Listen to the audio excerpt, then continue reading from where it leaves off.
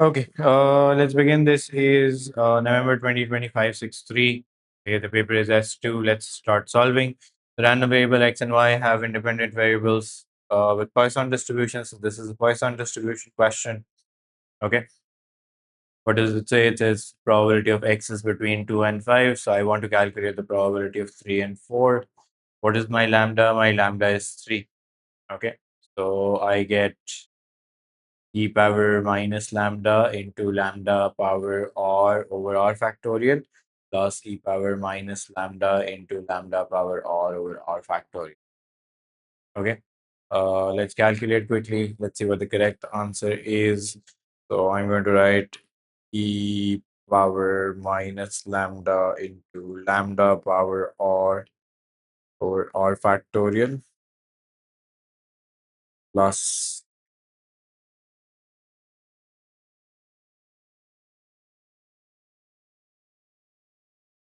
so I'm getting 0.392. Okay, let's check if that is the correct answer. Uh, yeah, that is the correct answer. Okay, so easy 2 marks. And it says probability of x plus y is greater than 2. So I need a combined lambda. What is my combined lambda? My combined lambda is 2 plus 3, which is 5. I want to calculate the probability of x plus y greater than 2. So what am I going to do? I'm going to subtract 0, 1, and 2 from 1. Okay, and let's see what I get. So I'm going to write this out. 1 plus 5 square over 2 factorial. Okay, so well, let's calculate that out. I get 0.875 when I put everything on a calculator.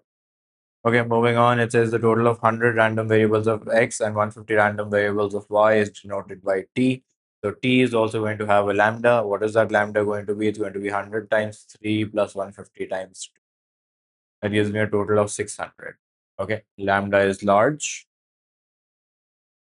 therefore use normal. That is what it says, use a suitable approximate. Okay, but when you're using the normal distribution, remember that the first thing that you have to do is continuity corrections. What are you going to do about continuity corrections? It says probability of t less than 560. So you're going to say that this is probability of t less than 559.5. Okay. And probability of z less than 559.5 minus 600. The mu is also lambda and the variance is also lambda. Okay, so t follows a normal distribution with. Okay, let's solve.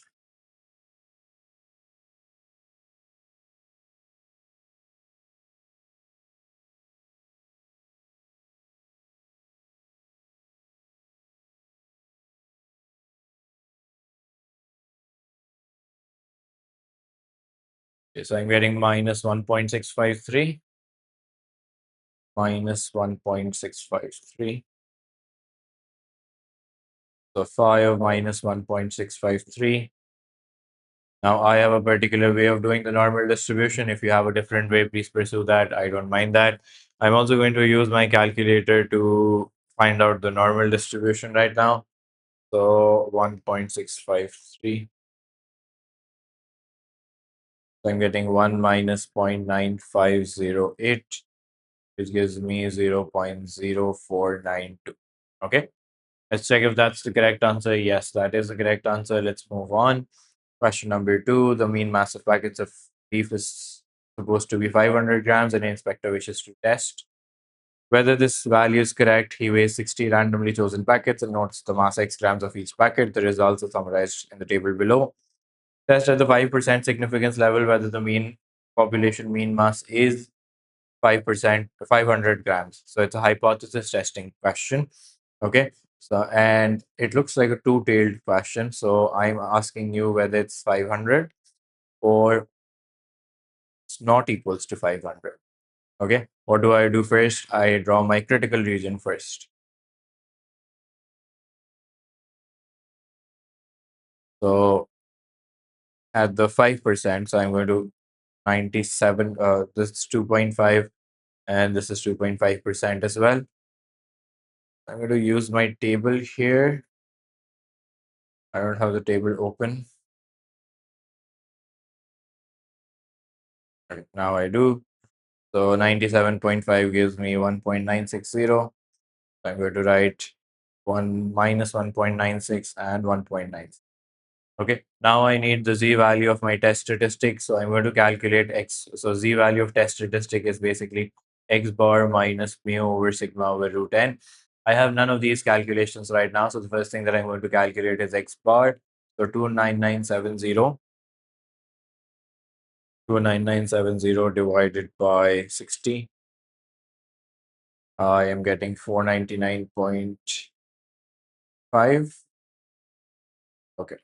For sigma square, I'm going to do n over n minus 1 into sum of x square divided by n minus the mean square. 60 randomly chosen. Okay, this is from sampling and estimation.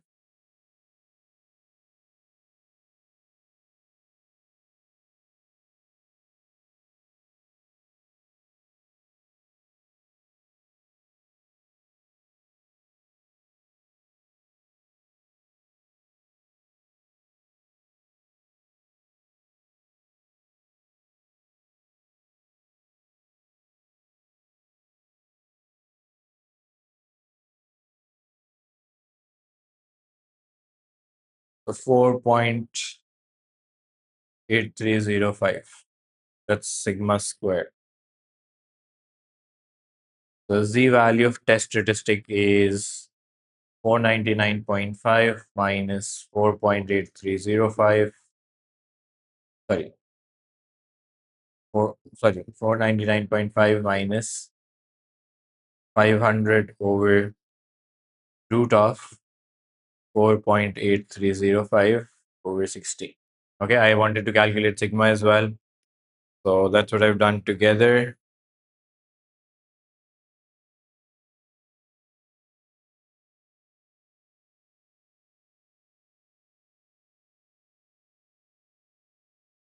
So I am getting minus 1.762. So minus 1.762 is here.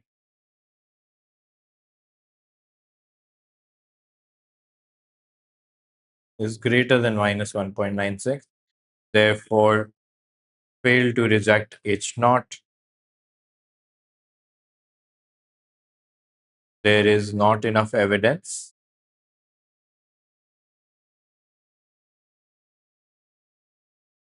Okay, let me check if that's the correct answer. Not enough evidence that mean mass is not 500. Okay, easy question, I think, very typical. Question number 3, and it was a good chunk of the paper. It was in a good 8 marks.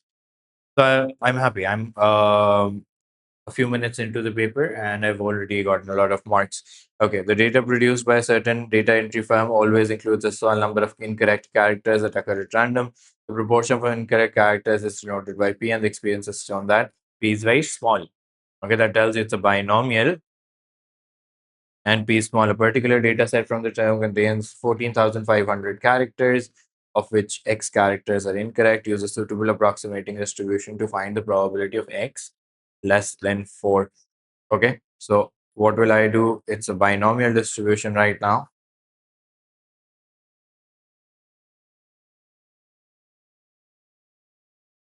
So P is small. Use Poisson. Poisson के लिए क्या चाहिए होगा? I need lambda. So 14.14500 into 0.0001. Oh, sorry, 0001.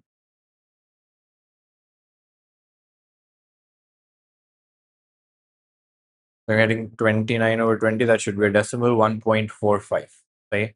That's the number that I'm getting, 1.45. What do I want to calculate? I want to calculate the probability of X less than 4. That means I want 0, 1, 2, and 3. So e power minus lambda 0.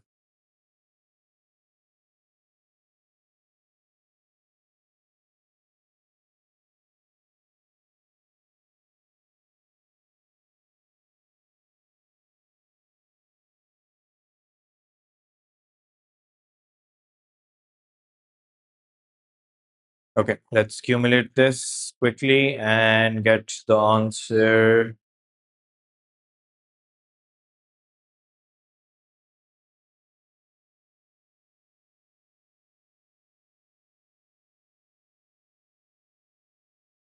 0.9404. So 0.940. Okay, that is the correct answer. Okay, let's read this part again. It says the firm's management wishes to decrease the value of P by giving their employees some training. Their aim is for that for the data set containing this, the probability of X equals to 0 for the new value of P should be double the value of probability of X equals to 0 when P equals to 0.001. Use a suitable approximating distribution to find the new value of P. Okay, so how am I going to use a suitable approximation? Again, it's going to be a Poisson distribution. Okay, so I'm going to say that the probability of X equals to 0 with new P, probability of X equals to 0 with P equals to 0.0001, twice the value, sorry, twice the value, 2 times. So what was this before? Can I confidently say that this was just e power minus 1.45? In this case, lambda is going to be 0.0001 p. Sorry, 0.0, sorry, not 0.001 p. It's going to be 14,500 p. Okay, so e power minus 14,500 p equals to 2 e power minus 1.45. So it's going to be ln of this divided by 14,500. Yeah, I think that's what's going to happen. So I can just put this entire thing on a calculator. I don't really need to do this manually.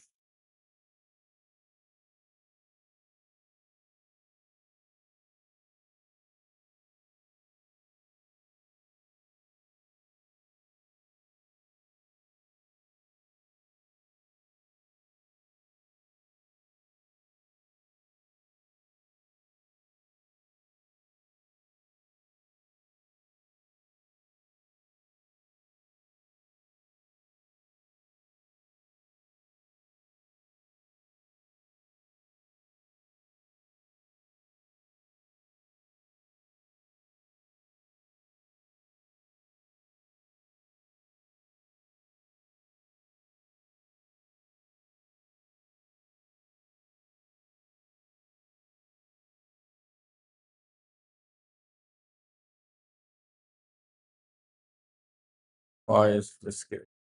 Oh, okay. I've typed it wrong on my calculator.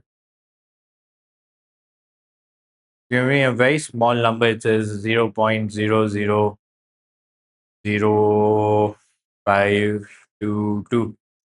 Okay, and that is the correct answer according to the marking scheme as well. I've done this before, so I remember the masses of a certain species of animals are known to be normally distributed with standard deviation sigma. A researcher obtains the masses of a random sample of n animals of this species and uses these masses to find two confidence intervals, alpha percent and 90%, for the population mean. The width of the alpha percent confidence interval is 1.414 times this. Okay, so what is the formula for width that I remember? It's 2 times z value into sigma over root n. Okay, so it says width of alpha percent is equals to 1.414 times the width of 90%.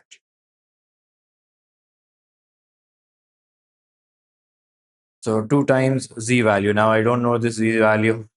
Do I know sigma? Again, I don't think I also know sigma. Okay. And I also don't know n. Okay. So I know very little actually. So that's 2 times Z value. What's the Z value for 90%? I'm going to read out 95% from here, 1.645 sigma. I don't know that, 210. Okay, so let's cancel this out and that out. Okay, 2 and 2 also cancel out. So Z value is basically 1.44 into 1.645. So 2.369 basically. 3688, I'm just rounding out to 369. What I'm going to do, I'm going to read this from my table. What is 2.369 from my table? Okay. And I'm going to calculate the other side of the interval. 2.369. 2.3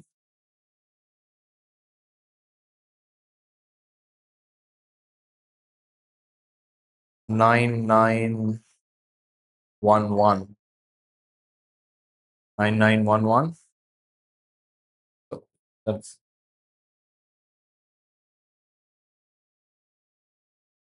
okay. I hope I'm doing this correctly. Oh, my bad. This is the wrong Z value.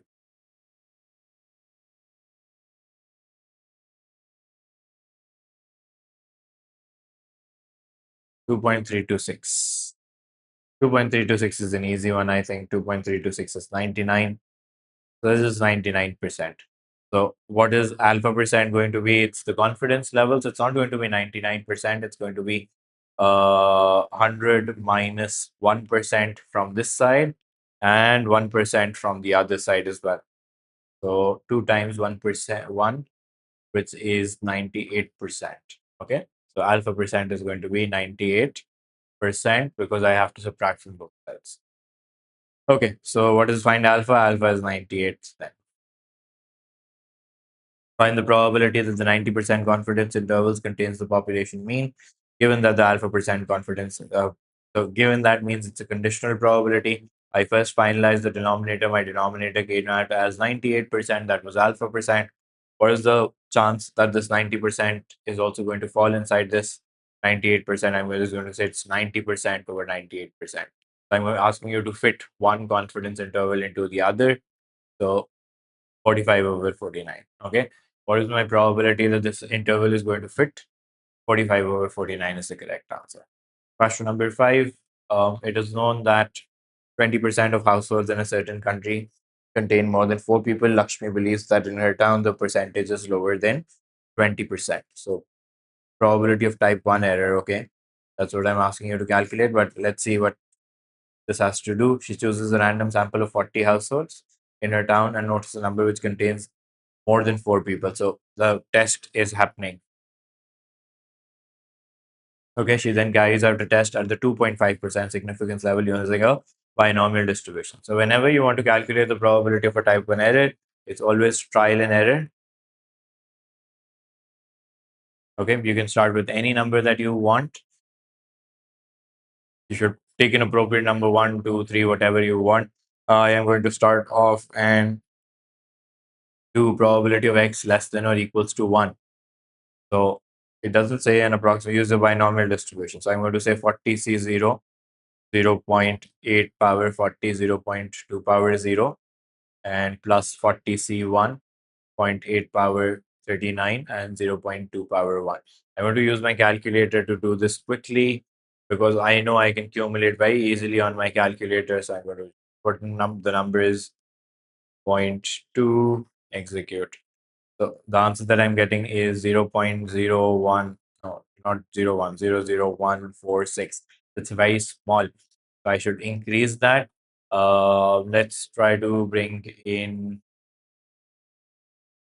let's try to jump a little and say that I want to calculate x is less than or equals to 3. Okay. So I'm just going to add,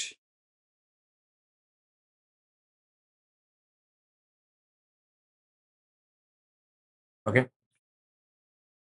Actually, you will need to show me working for this as well. I think there are marks for working.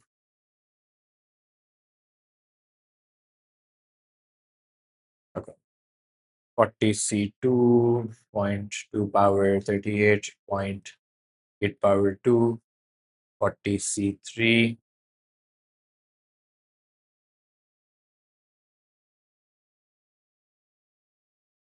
Okay, let's quickly accumulate this on my calculator. So I am getting 0.0285. Now that is very close to 2.5%, but I just need to be absolutely sure that 2 also didn't fit in this range. So I'm just going to put that on my calculator and check that if probability of x equals to 2 is also doing that job. It's not. Probability of x less than or equals to 2 is 0.00794. So it's very small. This one is the appropriate value. I've just crossed 2.5%. Okay, I just crossed 2.5%. That means that probability of x less than or equals to 2 that I called out to you is what my rejection region is about. I want this probability 0.000285 is greater than 2.5%, which means I am outside rejection region. Okay, what is the rejection region? Rejection region is therefore x is less than or equals to 2. Probability of type 1 error is the probability of rejection region, and which is coming out as 0.00794. Okay. Uh, that was a tough question. State the rejection region for the test. We already know that. So I'm just going to say that the rejection region is x is less than or equals to 2. Lakshmi finds that exactly 2 households in her sample contain more than 4 people. Explain why it is impossible for Lakshmi to make a type 2 error. Because she is rejecting the null hypothesis. Type 2 errors occur when you accept the null hypothesis, fail to reject. It's not. Okay, question number 6. The masses in kilograms of large and small bags of potatoes have independent distribution. That find the probability that the total mass of a randomly chosen large bag of potatoes and a randomly chosen small bag of potatoes. So I'm talking about a total distribution. So 2.5 plus 0.8, 0.05 plus 0.02 is more than. So the total is more than 3.55. Okay, let's calculate that. Uh, this actually becomes 3.3 and 0.07. 3.55 minus 3.3 over 0.07 in the root. Don't forget the root. And don't put the root n in the denominator. That's for sampling. This is a value for t, not for x bar.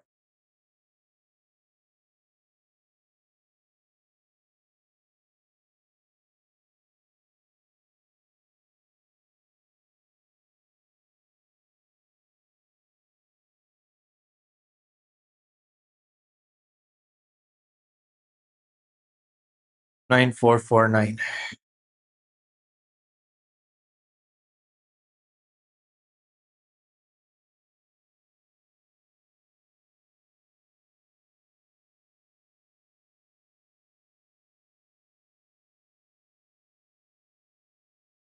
945, right?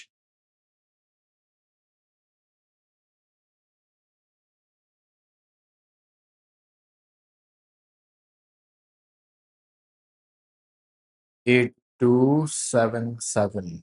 8277.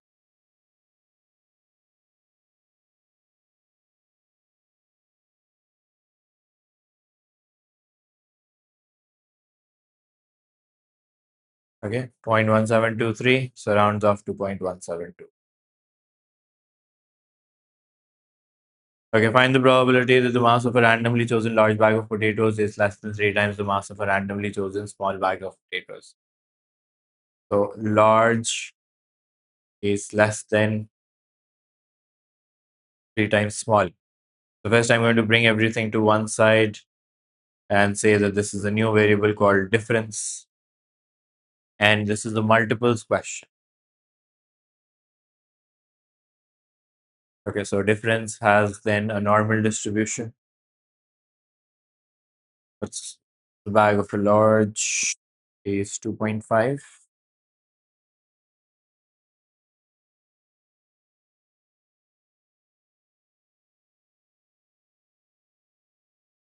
and 0.05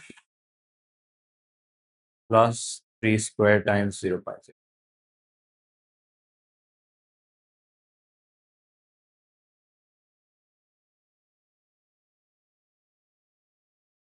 Okay, so I'm getting 0.1 here and 0.23 here. Probability of z less than 0 minus 0.1 over root of point. Probability of z less than 2 point.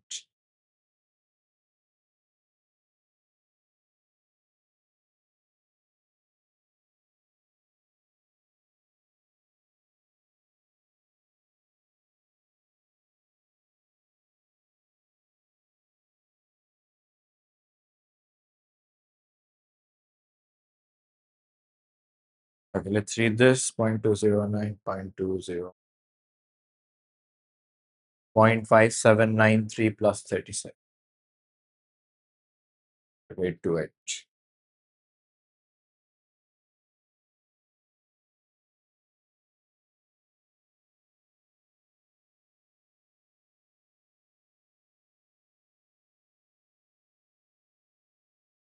0.417.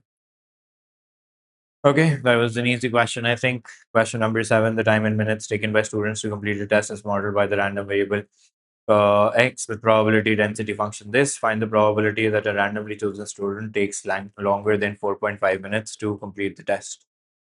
Okay, so longer than 4.5 minutes to complete the test. So that means that I want to calculate from 4.5 to 5.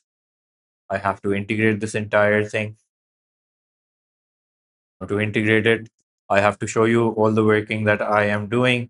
You can't rush through and say that you sort of know this working and you can do it directly on the exam. The examiner is going to look for working.